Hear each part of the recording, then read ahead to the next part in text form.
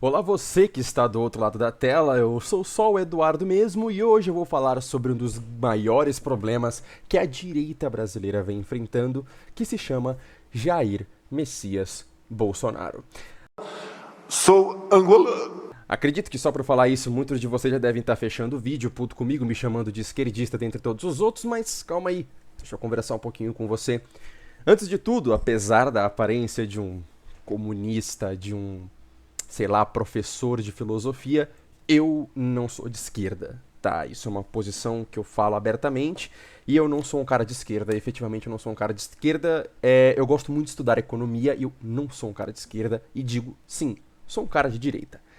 Mas veja, eu sou um cara de direita, mas eu não sou bolsonarista. E pra você, que deve ser um pelego da realidade, deve estar muito incomodado com esse posicionamento. Como assim, cara? Você é um cara de direita, mas você não segue as ordens do capitão? Bem, pra mim, existe um problema claro envolvendo toda essa questão do bolsonarismo, no qual eu não faço parte, e que, pra falar a verdade, eu acho que é um dos maiores problemas gerais que englobam a direita brasileira. Por quê? Porque, junto com a figura de Jair Messias Bolsonaro, vem a figura do bolsonarismo. Bem, quando a gente para pra pensar em política, a gente tem que entender que a quantidade de pessoas importa, a militância importa, números importam, mas você ser tão vassalo e você ser tão mamador de uma figura política é o bastante para que você vença as eleições, é o bastante para que você construa uma cultura duradoura? Porque em algum momento o Bolsonaro vai morrer, em algum momento ele pode ser preso, em algum momento ele vai perder o mandato, agora que ele já é inelegível mesmo. Você está aí do outro lado, você acha que simplesmente ficar em adulação a um cara, a uma coisa completamente passageira, é o suficiente para a vitória para você? Porque para mim não é. E veja o que eu acho de interessante nisso. Porque muitas pessoas vão dizer, ah, Eduardo, mas o Bolsonaro representa estas minhas ideias. E aí eu te pergunto, cara, vamos lá, eu quero que você me fale as ideias do Bolsonaro, o que ele pensa sobre as coisas, sem associar ele a outra pessoa. Por exemplo, eu quero que você associe o Bolsonaro à economia sem precisar falar do Paulo Guedes. Eu quero que você fale assim, cara, o posicionamento dele sobre economia é isso aqui, e durante o seu mandato de 4 anos o que ele fez foi isso. Tá aqui, Eduardo, essa aqui é a prova, ó, por isso que eu sou Bolsonaro, porque ele melhorou a economia do país. Ele se propôs ali a fazer uma economia liberal, ou uma economia mais à direita, privatizando de maneira consciente, claro, porque uma das coisas que as pessoas precisam lembrar é que privatização é política pública, então até privatização tem que ser bem feito. Então, peraí, ele não fez nada. Os 4 anos de Jair Messias Bolsonaro passaram simplesmente com uma questão de fala. Inclusive eu vou entrar um pouquinho mais a fundo nesse assunto logo mais. Porque, veja bem, olha, Eduardo, você se diz um cara de direita, né? E então por que você não tá falando mal do Lula? Olha, você então é petista, você não está falando mal do Lula. Quer que eu fale? Então vamos lá. Vamos começar. Nós que somos do espectro político da direita, nós temos a concepção que Luiz Inácio Lula da Silva é um dos maiores corruptos, se não o maior corrupto político, claro, maior político corrupto, você entendeu? Da história desse país. Ok, vamos deixar isso claro. Nós temos essa concepção, não é verdade? Nós que temos essa concepção, não precisamos fazer esse tipo de repetição. Por exemplo, eu não preciso chegar na frente do espelho e dizer isso. Lula é o maior corrupto da história desse país. Eu não preciso fazer isso. É um exercício que eu não preciso fazer, sabe por quê? Porque é da minha convicção, inclusive por ser de direita, que sim, Lula é um dos maiores corruptos que já pisou neste país. Mas veja, você percebe que, para quem é de esquerda, esse discurso não vale de nada, e para quem é de direita, esse discurso já está internalizado? Então, pra quê? Vou abaixar um pouquinho a câmera. Então, pra quê que eu vou ficar fazendo esse tipo de discurso? O que que muda, velho? O que que muda? Você que tá aqui me assistindo do outro lado da tela, você que tá do outro lado da tela, me diga, o que que muda, cara? Eu vou ficar falando, gente, o Lula é ladrão, o Lula é corrupto. Tá bom. Aí vai lá, Vocês devem ter visto o vídeo, eu vou ver se eu consigo achar ele pra colocar aqui na tela. Quando o Lula ele chegou na Câmara dos Deputados lá, aí ficaram todo mundo, oh, o ladrão voltou, o ladrão voltou. Pra quê? Cara, vamos lá. Onde eu estou querendo chegar? Eu acho que ficou muito claro pra mim ao longo desses anos, depois de a gente ter passado por um governo que se dizia de direita, que todo fã de político é bravateiro. Antes de tudo, ele é bravateiro. Antes de ser um bom político, antes de ter ideais definidos, antes de ser uma pessoa íntegra, todo cara que é fã de político, ele é bravateiro. Ele é cheio de querer gritar, ele é cheio de querer xingar, ele é cheio de querer argumentar, e isso vale tanto pra você que é bolsonarista, pra tanto quanto você que é petista.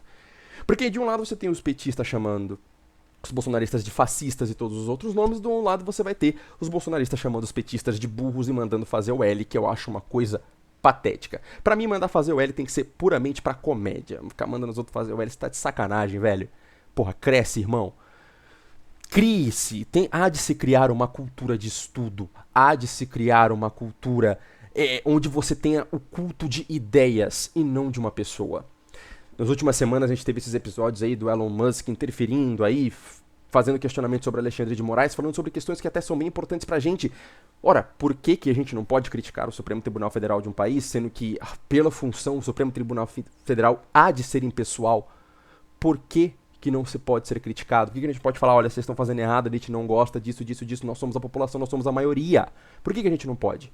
E aí, beleza, teve toda aquela treta do Elon Musk. O que a família Bolsonaro, ou bolsonaristas, que são maioria, inclusive na Câmara dos Deputados, hoje estavam fazendo? Uma CPI? Os senadores? Teve algum tipo de conversa com os senadores? Algum tipo de conversa ali entre os poderes? Entre a Câmara dos Deputados e o Senado? Teve? Não teve. Mas, na hora de que o Lula chega pra poder fazer gravação, é o ladrão que sei lá o que, pra postar no Instagram, pra postar no Twitter, pra postar nas redes sociais e ter milhões de visualizações, isso eles vão ser os primeiros a fazer. Antes de trabalhar, todo gado político, tanto de Lula quanto de Bolsonaro, é bravateiro. E vocês sabem por quê? Porque o nome desses caras só se faz em torno do líder. Se Bolsonaro for preso amanhã, não vai sobrar mais nada pra esses caras, velho. O máximo que eles vão defender são aquelas pautas de cunho extremamente pessoal.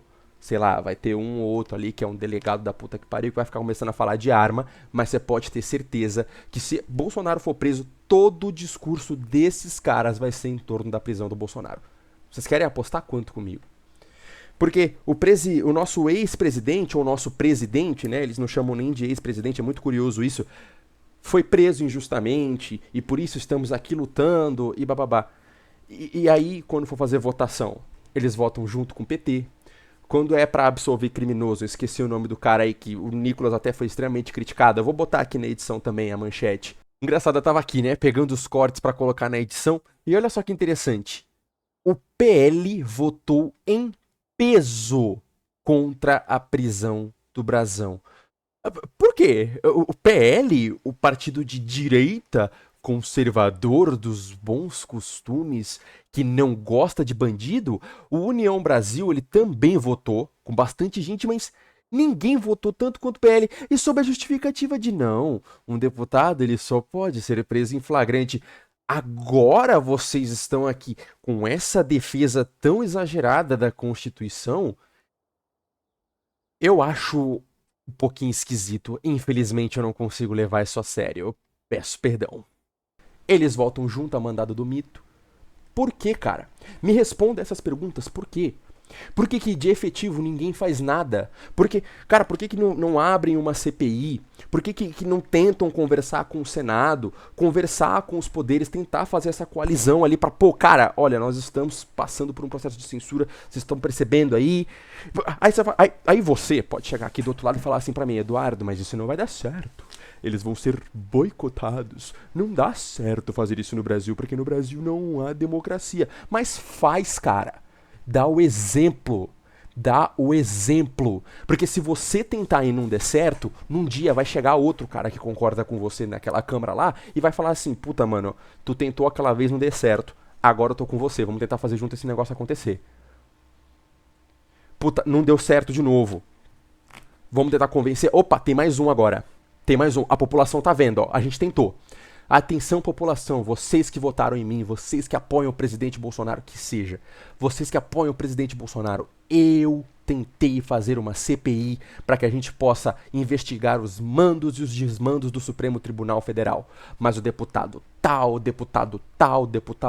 votou contra. Façam pressão, façam militância, vamos vencer o sistema. Não. Todo o processo que se é feito é fazer passeata, motociata, é fazer manifestação. E quando o Lula chega, o ladrão voltou, para poder ganhar os seus likes aí na rede social e crescer. O bolsonarismo é a pior desgraça que já caiu sobre a direita brasileira. Arrisco dizer que vai ser impossível a gente conquistar qualquer coisa verdadeiramente importante enquanto vocês não largarem o saco desse cara. A gente precisa criar cultura. Cultura de combate, cultura de produção, cultura de tentar fazer alguma coisa mesmo. De ir atrás, de instaurar CPI e de mostrar pro Senado, pro STF, pra Câmara dos Deputados que a direita não está ligada ao Bolsonaro, velho. Porque você que está me assistindo, você sabe. Todo ídolo cai, cara. Todo ídolo cai. E enquanto vocês da direita continuarem construindo uma cultura, uma história baseada num ídolo, no dia em que esse ídolo cair, vocês vão cair juntos. E eu vou estar aqui para dar risada. E eu vou estar aqui para ver. Ou se realmente não tiver jeito, eu vou embora do país. Porque vocês podem até usar o argumento, mas em 2022 o Bolsonaro era pior do que o Lula. Ou que o Lula era pior que o Bolsonaro. Tinha que ter feito o Bolsonaro ganhar. Cara, francamente, não ia fazer a menor diferença um ter ganhado ou o outro ter ganhado.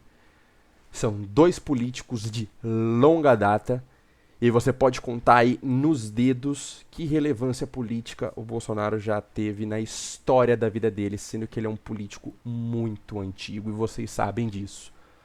O cara é um completo incompetente. Eu não tenho o que dizer. O cara é um completo incompetente. E enquanto a gente não se livrar do bolsonarismo, a direita brasileira sempre vai ficar comendo pelas beiradas e achando que pequenas vitórias ou que coisas minúsculas são grandes vitórias. E para piorar, todo o regozijo da direita brasileira vai ser no fracasso da esquerda. E não vai ser um mérito próprio. Vocês estão entendendo onde eu quero chegar? A gente está aqui no governo Lula. A gente não tem nada para comemorar que seja de direita. A única coisa que a gente está comemorando agora são os fracassos previsíveis do governo Lula. Tá bom? É só isso. É só isso. A direita brasileira está morta. Enquanto a direita brasileira não se livrar do bolsonarismo, não existe chance. Não vai existir cultura para. Você está sofrendo um processo de colonização o tempo todo. Pronome neutro e tantas essas coisas. Se vocês quiserem que eu fale sobre isso, só comentar aqui que vai ser o próximo vídeo que eu posso falar sobre pronome neutro e esse processo de colonização. Vamos lá, galera. A gente precisa criar cultura.